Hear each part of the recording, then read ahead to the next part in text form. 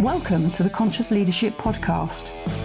In this podcast, we discuss the how-to of creating conscious leadership for business, life, and the world. With ordinary people doing extraordinary things and being truly in control of their own health, wealth, and happiness.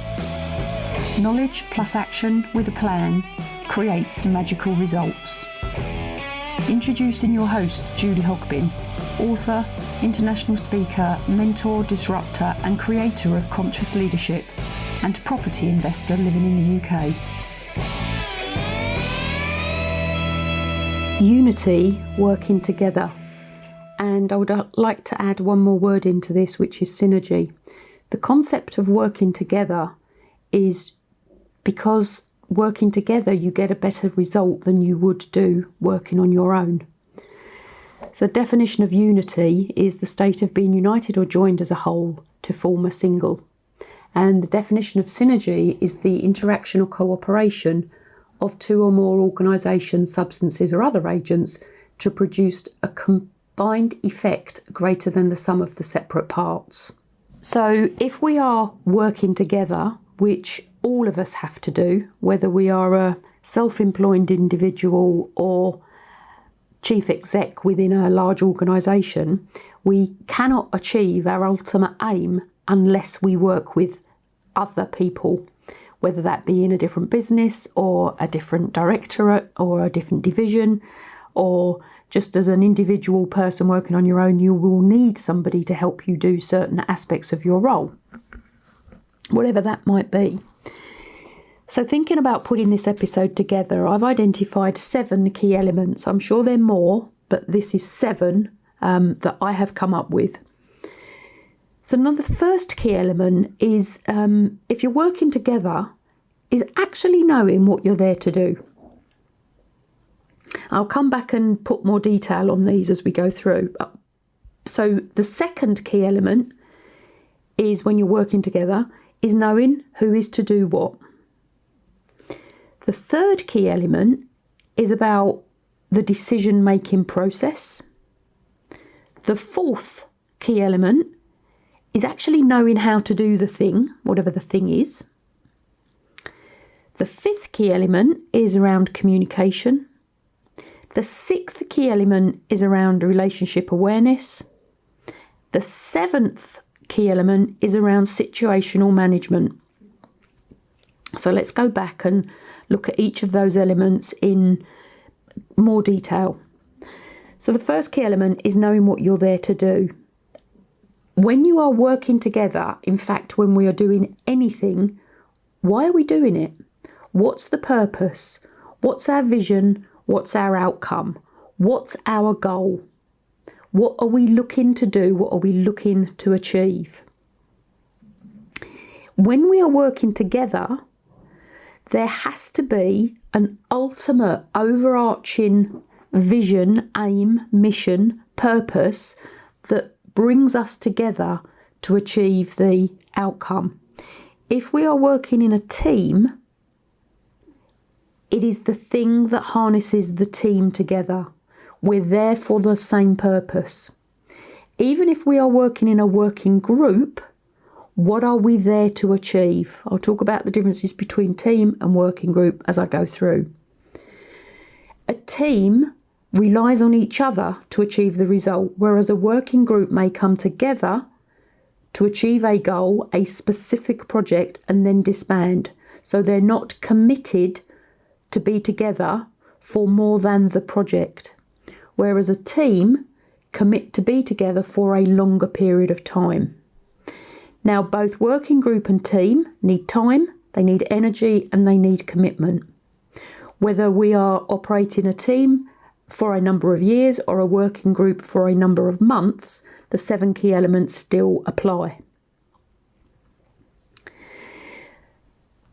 So, knowing what you're there to do is vital. What's the vision? What's the mission? What's the outcome? What's the purpose? Whatever your organisation calls it, what's your line of sight? What's the golden thread that attaches you to achieving the thing that you're there to achieve?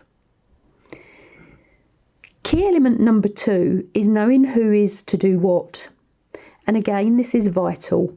When we are working together, if we don't know who is to do what, on occasions things will fall down that hole that seems to appear that things just disappear into. So the project needs to be scoped. When the project is scoped, individual items, individual responsibilities can be issued out to individual team members or working group members. So knowing who is to do what, who has what role, and what responsibilities, so the duties to do, are attached to that role. When everybody knows what everybody else is doing, and more specifically what they are there to do, it is far easier to manage the situation. And whether we're a team or working together, somebody somewhere will be managing the operation, unless, of course, you're operating in a participative management structure, which is where everybody will be managing the situation through a process. So key element 3 is the decision-making process.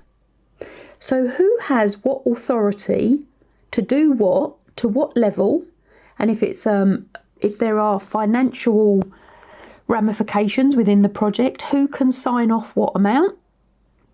If there are time restraints on the project, which there always is, who makes the decisions to adjust timescales? Who makes the decisions to extend timescales or extend the spend? Who makes the decisions to report back to the commissioner of whatever the project might be?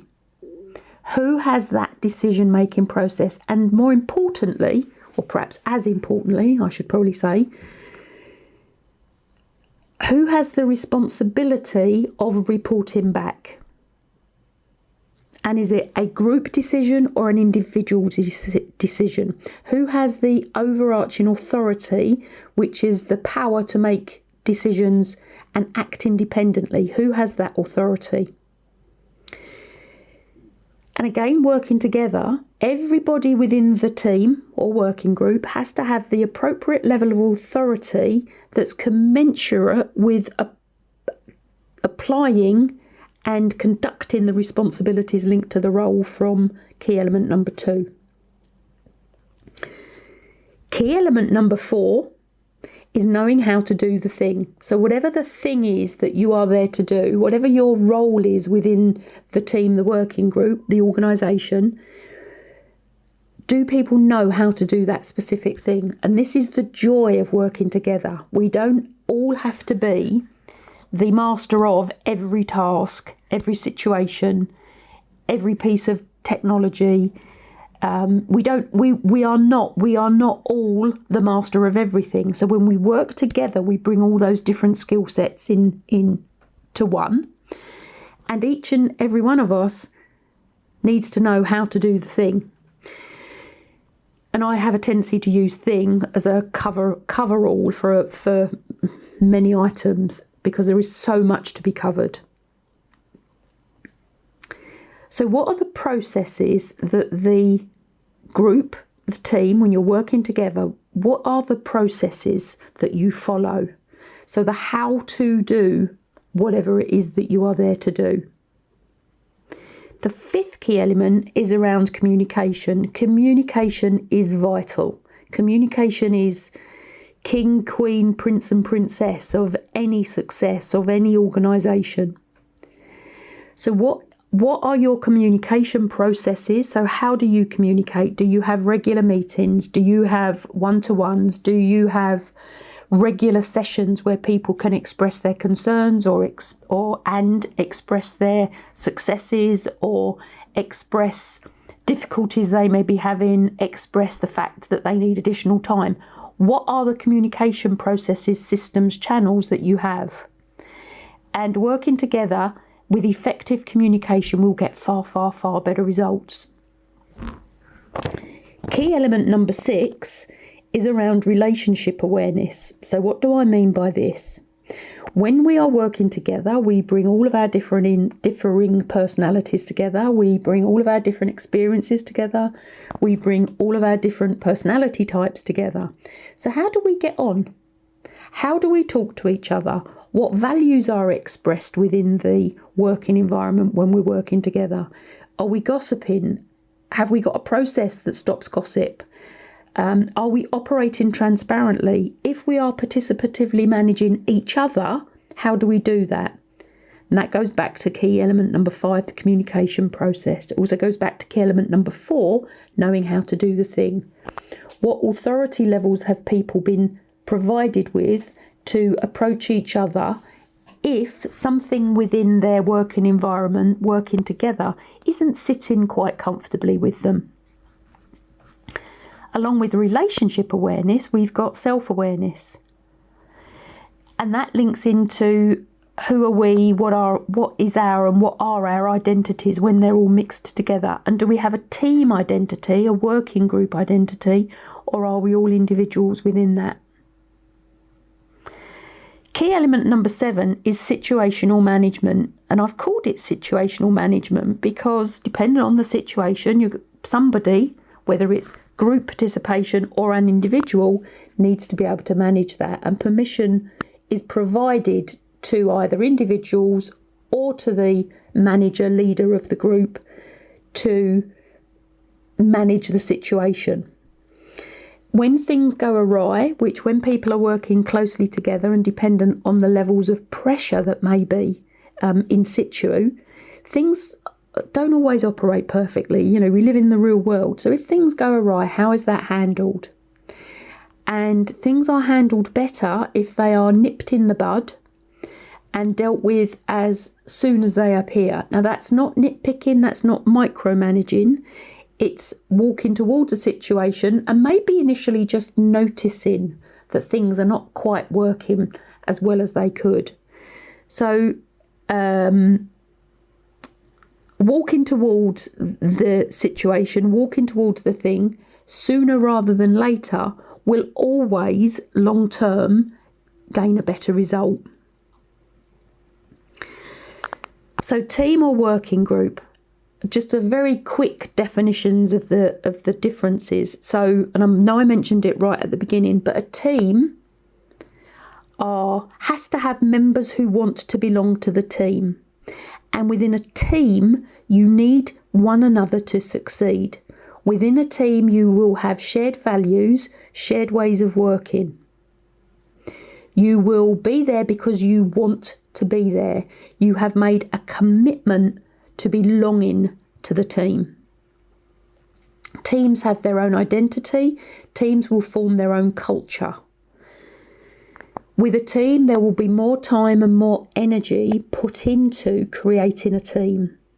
A team may very often have team days, team away days. They will celebrate team success as well as individual success. A team has vested interest in each of its members. Now, with a working group comes together for a certain period of time. They come together because of their individual levels of specialisms to achieve the result. Now, they may have similar values and they may not. A team will have mutual accountability, whereas a working group generally has accountability for the individual. A working group will come together and then they will part. A working group will not necessarily all have the same manager or leader. There may be dotted line responsibility within a hierarchy, whereas with a team, they will be direct line of sight responsibility to a manager, leader, whatever the title is of the person or the position. So there are differences between teams and working groups, and both can work together. There are, and I have seen this in the past, many hours spent on trying to create a team of a working group. it's wasted time and wasted energy. So decide what you are first, and then you can take that forward. Both team and working group can achieve stunningly fabulous results. Now, there are many team theories that we could talk about working together. And I thought for this episode, I will keep it to these key elements that are absolutely imperative to getting a good result. We could talk about goal setting, which is absolutely key. So the sort of the hierarchy, if you like, is goal, role, processes. So goal, role, processes, and relationships. Relationships are always at the bottom, because if you get the top three things right, generally speaking, the relationships will be better anyway. So, as a summary, know what you're there to do. Know who is going to do what. Identify the decision-making process and who can make what decisions on what thing. Make sure that everyone knows how to do the thing that they are there to do, or provide them with some support to get them to the level they are required to be at. Communicate. Be aware, self-aware, and be aware of relationship awareness. So how are people interacting together? There will be tensions between individuals, without a doubt. It's normal, it's perfectly normal to be in tension with the people that you spend a lot of time with. And situational management, what do you do if things go awry? Now, once again, if anybody wants any more information on this or would like me to clarify anything for you, please connect with me on social media platforms or send me an email to connect@clavem.global. So connect@clavem, CLAVEM.global. I will be very happy to answer any questions you may have. And if you would like some more information on this, please let me know. Thanks for listening to the Conscious Leadership Podcast. You can contact Julie on LinkedIn, Facebook, Instagram, Twitter, Pinterest, and hear me out. Please subscribe to her YouTube channel for how-to videos and more content. And please message Julie to have your questions answered. Until next time, remember, knowledge plus action with a plan creates magical results. See it, say it, write it, believe it, and achieve it.